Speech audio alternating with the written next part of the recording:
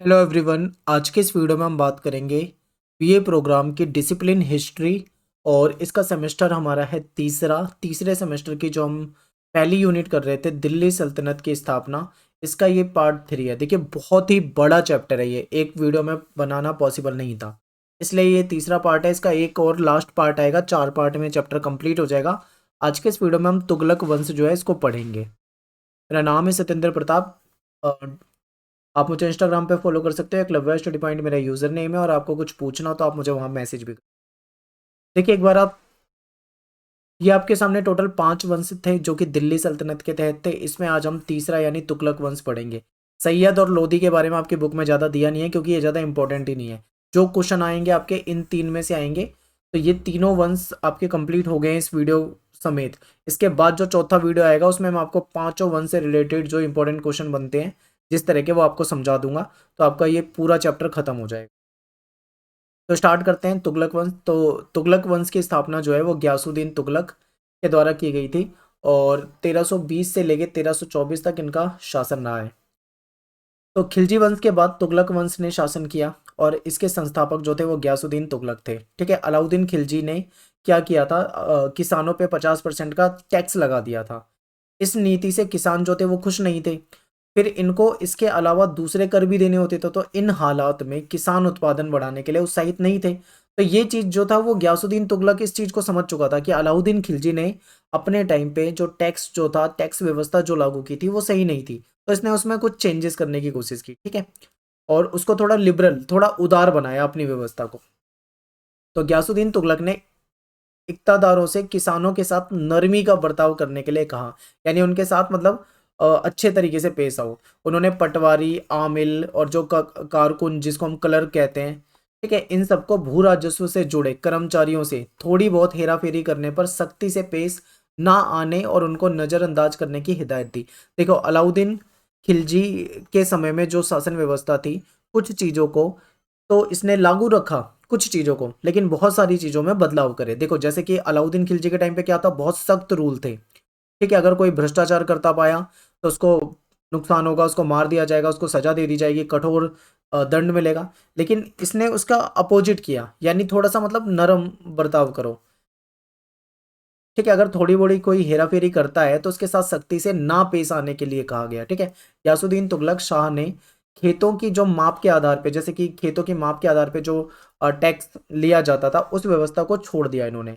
और पुराना जो बटाई वाला तरीका था उस तरीके को अपना लिया। बटाई वाले तरीके में क्या होता है कि बटाई पे दे दिया जाता है, एक तरह से आप ये समझो किराए पे दे दिया जाता है खेत को। ठीक है, जो उसको यूज करता है उसकी फसल का कुछ हिस्सा दे देता है। तो ये बटाई वाला तरीका पुराना होता था, तो इसी तरीके को इन्होंने क्या करा, लागू कर दिया। किसान जो थे वो बटाई को ज्यादा पसंद करते थे, इस वाले तरीके को ज्यादा पसंद भी करते थे। फिर क्या होता है कि नियमित रूप से जांच के द्वारा भ्रष्टाचार और क्रूरता को समाप्त करने के लिए कुछ कठोर तरीके अपनाए। और राजकीय आय बढ़ाने के लिए, यानी कि अपने जो शासन के दौरान अपनी आय बढ़ाने के लक्ष्य को सामने रखकर इन्होंने क्या करा, बंजर भूमि जो थी उस पर भी खेती कराने की व्यवस्था बनवाई। इसके बाद क्या है कि दिल्ली सल्तनत की जो आर्थिक अवस्था है उसको उन्नत करने के लिए गयासुद्दीन तुगलक ने पुरानी सड़कें जो थी उसकी मरम्मत करवाई, उसको ठीक करवाया, नई सड़कें बनवा दी, डाक विभाग जो था उसमें सुधार करे। यानी कि अपने समय में जैसा जैसा इससे हो पाया इसने सुधार किया। और शासन व्यवस्था को सुधारने के लिए गयासुद्दीन तुगलक जो था, इसने क्या करा, फौजदारी जो कानून व्यवस्था थी, जो क्रिमिनल एक्टिविटी वगैरह थी, उसको ठीक है कम करने के लिए कदम उठाए। और न्याय विभाग में भी व्यवस्था जो थी उसको दोबारा से स्थापित किया। डकैती और अव्यवस्था जो होती थी उसका दमन करने के लिए इसने किले जो थे अपने, उसके चारों ओर चौकियां बनवाई। ठीक है, यानी सुरक्षा के लिए चौकियां बनवाई। और सुल्तान जो था उसने क्या करा, शराब बनाने और शराब बेचने को पूरी तरीके से बैन कर दिया कि कोई ना तो शराब बनाएगा ना ही कोई शराब को बेचेगा।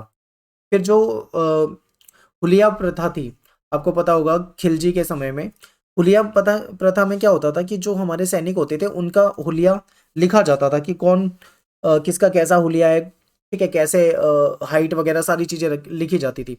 तो इस व्यवस्था को, और जो दाग की प्रथा थी, जो घोड़ों पे दाग लगा दिया जाता था, ब्रांडिंग कर दी जाती थी गर्म धातु से। ठीक है, इसको अलाउद्दीन खिलजी ने शुरू किया था। तो इसी प्रथा को इसने भी लागू रखा, इसने इसको कंटिन्यू रखा कि हाँ भाई इसको हम रखते हैं। ठीक है, बहुत सारी चीजों को बदला लेकिन इन प्रथाओं को साथ भी रखा। वह अपने व्यवहार से सैनिकों को खुश रखना चाहता था। और उसकी यह कोशिश थी कि सेना को वेतन जो है वो जैसे मिल रहा था वो आराम से मिलता रहे। तो ये तो था आपका गयासुद्दीन तुगलक जिसने इसकी स्थापना करी। तो इसने क्या करा, खिलजी वाले कुछ रूल्स को बदल दिया और कुछ रूल्स को वैसा ही चलने दिया। ठीक है, ये थोड़ा सा लिबरल था, कठोर नहीं था। जैसा कि खिलजी के समय में कठोर शासन था वैसा नहीं था, लिबरल।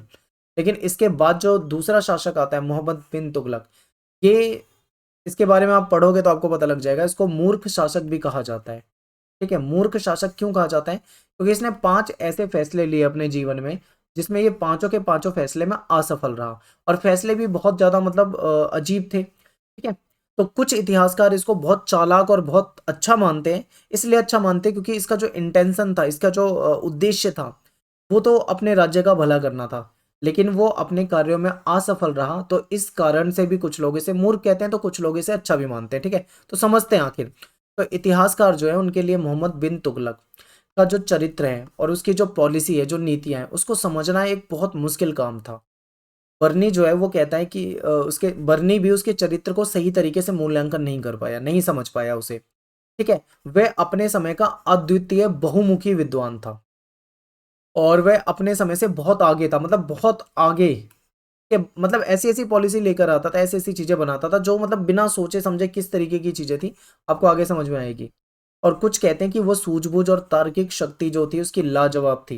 लेकिन ऐसा कुछ दिखेगा नहीं आपको, जैसा जैसा यहाँ पे पॉजिटिव पॉजिटिव लिखा हुआ है। ठीक है, उसकी योजनाएं सही होती थी, लेकिन उसको लागू करने में वो जल्दी दिखाता था, यानी बहुत जल्दबाजी में लागू कर देता था। फिर क्या होती थी, वो पॉलिसी सही तरीके से चल नहीं पाती थी तो उसको बीच में छोड़ देता था, ये इसकी कमी थी। इसी कारण वह अपनी नीति और योजनाओं को चलाने में असफल रहा। इसीलिए इसको पागल भी कहते हैं, रक्त पिपासु भी कहते हैं, और कुछ जो इतिहासकार है उन्होंने स्वपनशील भी कहा है।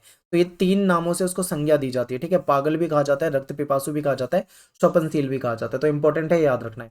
इसके बाद बात करते हैं वो 5 फैसले जिसके जरिए उसने अपने शासनकाल में भला करने का प्रयास किया, लेकिन असफल रहा। भला तो हुआ नहीं बल्कि उसके अपोजिट, उसके गलत परिणाम ही दिखे। जैसे कि राजधानी परिवर्तन, उसने 2 राजधानी बना। ठीक है, राजधानी परिवर्तन करा, ये पता नहीं क्यों, इसका गलत असर पड़ा। टैक्स में फिर कुछ जगह पे क्या था, पहले इसको लगता था कि जो पहले वाली नीति थी, इससे पहले वाला जो शासक था उसने टैक्स को लिबरल बनाया था, लेकिन इसने टैक्स को वापस से क्या करा, थोड़ा ज्यादा कर दिया, बढ़ा दिया। फिर सांकेतिक मुद्रा जारी कर दी, उससे काफी ज्यादा नुकसान हुआ। खुरासान में अभियान कर दिया, यानी उसको जीतने का काम करा। ठीक है, जीतने के लिए अभियान चलाया लेकिन उसमें भी असफल रहा। कराचील में अपनी अभियान करा, यानी वहां पे सेना भेजी, वहां पे भी असफल रहा। तो ये 5 चीजें, इसको हम विस्तार से समझते हैं। सबसे पहले बात करेंगे राजधानी परिवर्तन। देखिए क्या था, महाराष्ट्र साइड में देवगिरी है जिसको दौलताबाद कहा जाता है। इसने क्या करा, दिल्ली से अपनी राजधानी को देवगिरी की तरफ ले गया। और सबसे बड़ी मूर्खता जो थी वो ये थी कि दिल्ली को, लोगों को ये बोल दिया कि दिल्ली खाली कर दो, यानी दिल्ली से चलो सीधा, अब वहां पे हमारी राजधानी होगी, वहां तुम्हें रहने के लिए सारी सुविधाएं दूंगा, वहीं चलो। दिल्ली से लोग यहाँ पे शिफ्ट हुए। ठीक है, बाद में ये जो सोचकर वहां पहुंचा था वो चीज नहीं सही हो पाई, तो वापस से वहां से दिल्ली आना पड़ा। तो ये जो व्यवस्था थी कहीं ना कहीं इसकी वजह से भी इसको आप ये कह सकते हो एक असफल मतलब व्यक्ति के रूप में देख सकते हो। तो समझते हैं इसको। तो जो तुगलक है इसने देवगिरी को राजधानी बनाया। बर्नी जो है, बर्नी ये कहता है कि देवगिरी दिल्ली सल्तनत के लगभग बीच में थी, यानी प्रशासनिक कारणों की वजह से मोहम्मद बिन तुगलक ने देवगिरी को राजधानी बनाया। अब बीच में क्या थी कि वो जिस स्थान पे पड़ती थी उसे लगता था कि ये सेंटर है और यहाँ से वो हर तरफ क्या है, देखभाल कर सकता है। अलग अलग विचारकों ने अलग अलग बोला है, देखो इतिहासकार ने अलग अलग इस पे मत दिए। तो ये बर्नी का मत है कि उसने इसे सेंटर में माना, इसलिए कहा। लेकिन जो दूसरा विचारक है, दूसरा इतिहासकार है, ऐसामी नाम है जिनका, वो कहता है कि सुल्तान जो था वो दिल्ली के लोगों से नाराज था, इसलिए वो देवगिरी गया था। यानी इन्होंने उसको अलग तरीके से डिफाइन करा। तो जो भी इसके पीछे कारण रहा हो, लेकिन यह असफल रहा। दिल्ली सल्तनत के अधीन रखने के लिए मोहम्मद बिन तुगलक ने देवगिरी को दूसरी राजधानी बना लिया और उसको नया नाम दे दिया दौलताबाद। लेकिन उसका ये फैसला जो था वो असफल रहा। कुछ समय के बाद उसे ऐसा महसूस हुआ कि वापस से दिल्ली चलना चाहिए। ठीक है, वापस से दिल्ली आया। तो ऐसे में क्या हुआ, जो इसकी प्लानिंग थी जो भी थी वो फेल हो चुकी थी। तो राजधानी परिवर्तन जो था एक मूर्खता वाला आप कह सकते हो, पर एक फैसला था। इसके बाद है सांकेतिक मुद्रा। देखिए सोना चांदी जो था वो कम हो चुका था, सोना इसके पास काफी कम हो गया था। चांदी का भी उस समय पूरी दुनिया में संकट हो रहा था, चांदी भी कम हो गई थी। तो ऐसे में इसने क्या करा, सांकेतिक मुद्रा चलाने का प्रयास करा। इसने तांबे के और पीतल के सिक्के जारी कर दिए। अब तांबे और पीतल के सिक्के जारी करे, इसमें भी जो इतिहासकार हैं अलग अलग कहते हैं। बर्नी जो है वो कहता है कि ये सिक्का तांबे का था, ठीक है, लेकिन जो दूसरा इतिहासकार है फरिश्ता, वो कहता है कि ये पीतल से बना हुआ सिक्का था। तो यहाँ पे भी इनके बीच में विवाद दिखता है। तो हालांकि ऐसा माना जाता है कि ये पीतल का ही रहा होगा, ठीक है, लेकिन इसकी भी आलोचना हुई। अब क्या होता है कि ये सिक्के जारी कर देता है तांबे और पीतल के, सांकेतिक मुद्रा, ठीक है। अब कुछ समय के बाद क्या होता है, लोग जो है वो उसकी नकल करने लग जाते हैं, यानी उस मुद्रा की कॉपी बनाने लग जाते हैं, यानी डुप्लीकेट मुद्रा जो है बनाने लग जाते हैं। ऐसा कहा जाता है कि उस समय हर सुनार के पास एक टकसाल होती थी, यानी वो खुद ही घर पे सिक्के बना लेता था। तो इस तरीके से क्या हुआ, लोगों के पास सिक्के बहुत ज्यादा हो गए, चीजें जो है मार्केट में वो तो कम है। ऐसे में उनकी जो वैल्यू है, दाम जो है वो बढ़ गए। ऐसे में बहुत ज्यादा महंगाई बढ़ गई थी, ठीक है, व्यवस्था बिगड़ने लगी थी। तो फिर क्या हुआ, इसने फैसला ये लिया कि तुम सभी आओ मेरे पास, अपने सिक्के लेकर आओ तांबे और जीतल के जो भी हैं, और मैं उसके बदले में तुम्हें सोने और चांदी के दे दूंगा, ठीक है। इस तरीके से एक्सचेंज सिस्टम करा, तो इससे जो इसका धन था वो धीरे धीरे खत्म होने लगा। तो ये बहुत ही बेवकूफाना हरकत आप कह सकते हो, जो भी मतलब इसने सोच के रखी हो, शायद भविष्य के बारे में नहीं सोचा या इसके क्या परिणाम होंगे नहीं सोचा, लेकिन इस तरीके का फैसला लिया जो कि बहुत ज्यादा मतलब नुकसानदायक साबित हुआ। इसके बाद है खुरासान अभियान। अब खुरासान अभियान, ये इन्होंने सोचा कि मध्य एशिया से तो आक्रमण होते रहते हैं, लेकिन हम इस बार क्या करते हैं, उधर आक्रमण कर देते हैं। खुरासान अभियान कर दिया। तो मोहम्मद बिन तुगलक जो था, उसने मध्य एशिया में हो रहे राजनीतिक परिवर्तन से लाभ उठाना चाहा। उस समय में क्या है कि खुरासान वाले एरिया में जो व्यवस्था थी वो बिगड़ी हुई थी, ठीक है, शासन व्यवस्था सही से चल नहीं रही थी। तो इसने उस माहौल को देखा, तो इसने सोचा कि क्यों ना ऐसे समय में फायदा उठा लिया जाए। तो खुरासान का शासक जो था उस समय में था अबू सईद, जिसके खिलाफ तरमाशीन और मिस्र के सुल्तान जो थे, इन्होंने एक ग्रुप बना लिया, और उस ग्रुप को इसने भी ज्वाइन कर लिया, मोहम्मद बिन तुगलक ने। यानी ये तीन हो गए, ठीक है, एक तो तरमाशीरीन हो गया, दूसरा मिस्र का जो सुल्तान था वो हो गया, और तीसरा तुगलक हो गया। इन तीनों ने गुट बना लिया और इन्होंने फैसला करा कि खुरासान पे आक्रमण कर देंगे, ठीक है। और इस तरह अब वे खुरासान को जीतने की योजना बनाने लगे। आगे क्या होता है देखो, समझो। सबसे पहले क्या होता है, उसने अ, अपनी जो सेना थी, एक बड़ी सी सेना तैयार कर ली खुरासान पे आक्रमण की। बड़ी सी सेना तैयार करी, और ये आदेश दे दिया कि जो भी सैनिक है उनको 1 साल का वेतन जो है एडवांस में दे दिया जाएगा। यानी हम एक बड़े अभियान में, एक बड़े ऑपरेशन में जा रहे हैं, वहां पे हम युद्ध करेंगे, और उसके लिए 1 साल की क्या करा, उनको पहले से एडवांस में सैलरी जो थी वो दे दी। तो उससे कितना ज्यादा बोझ पड़ा होगा बड़ी सेना को पैसा देने में, ठीक है। तो ये हुआ। लेकिन इस बीच में क्या हुआ, मध्य एशिया में जो राजनीतिक हालात बिगड़े हुए थे वो धीरे धीरे सुधरने लगे। और जो तर्माशीरीन था, जिसने ये योजना बनाई थी कि ऐसे ऐसे करेंगे उसमें हमला करने को, लेकिन वो क्या हुआ, उसको तख्त से उतार दिया गया। अब ये एक तो खत्म हो गया, और जो दूसरा था मिस्र का जो सुल्तान था, उसने भी उससे सुलह कर ली, यानी समझौता कर लिया। अब बचा केवल अकेले तुगलक। अब तुगलक को पता था कि इन दोनों के साथ तो मैं हमला कर सकता था, लेकिन अकेले नहीं कर पाऊंगा। तो ऐसे में क्या हुआ, 1 साल की सैलरी पहले ही दे चुका था। तो इससे नुकसान हुआ। कहीं ना कहीं ये भी आप कहोगे कि ये अभियान भी असफल रहा। और ये कैसी हरकत थी, मतलब ऐसे 1 साल का एडवांस में देना और इस तरीके से प्लानिंग करना, ये शायद उसके नजरिए में सही रही होगी, पर ये किसी भी तरीके से एक अच्छे शासक के गुण को नहीं दर्शाता, ठीक है। इसके बाद बात करते हैं कराचिल। इसको कुराचिल भी कहते हैं अभियान। तो ये पहाड़ी एरिया जो है, कुमाऊं वाला क्षेत्र उधर की साइड पड़ता है। अब ऐसे में क्या हुआ, इन्होंने फैसला करा कि कुराचिल अभियान करेंगे, वहां पे जाके अपनी सेना को भेजेंगे और वहां पे अपनी जीत दर्ज कराएंगे, ये सोचा। तो फरिश्ता जो है वो लिखता है कि मोहम्मद बिन तुगलक ने तिब्बत और चीन को जीतने की योजना बनाई, कि तिब्बत और चीन को जीतेगा। जबकि ये जो घटना है, ये सुल्तान के पागलपन का एक और सबूत था, कि जो भी काम कर रहा है सब में असफल हो रहा है, लेकिन फैसले जो है नए नए लिए जा रहे हैं, ठीक है। अलाउद्दीन खिलजी की तरह ये भी चाहता था कि इसका भी साम्राज्य जो है बहुत बड़ा हो जाए, दूर दूर तक हो जाए। खुरासान पर हमले की तैयारी भी उसने यही सोचकर करा था कि खुरासान को अपने में शामिल कर लेंगे, उसे जीत लेंगे, ठीक है, लेकिन ऐसा नहीं हुआ। कराचील पर आक्रमण जो था, तिब्बत और चीन पर आक्रमण नहीं था, क्योंकि ये कुमाऊं वाले क्षेत्र में पड़ता था। फिर इसने क्या करा, मोहम्मद बिन तुगलक ने अपने भांजे खुसरो मलिक को 10,000 सैनिक देकर कुराचिल के लिए रवाना कर दिया कि जाओ अपनी विजय वहां पे करके आओ, ठीक है, ये विजय दाखिल करा के आओ। लेकिन खुसरो मलिक जल्दबाजी के कारण उसकी सेना जो थी वो पहाड़ी में फंस गई, क्योंकि वो पूरा पहाड़ी एरिया है, और उसमें से केवल 10 आदमी जो थे वो बचे अपनी दुख भरी कहानी बताने के लिए। यानी ये जो अभियान था ये भी असफल रहा। तो इस तरीके से 5 ऐसे काम करे जो पूरी तरीके से असफल रहे, और इससे आपको पता लग गया होगा कि कितना दूरदर्शी था, किस तरीके से सोचता था। ठीक है?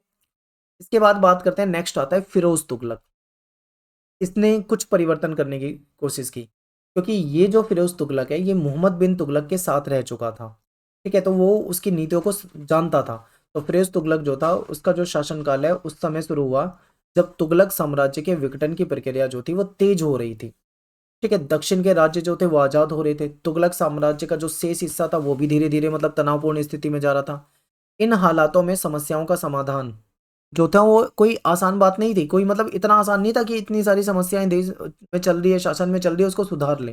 लेकिन फिर भी इसने जितने समय तक शासन किया, बेहतर मतलब नियंत्रण बनाए रखने का पूरा प्रयास किया।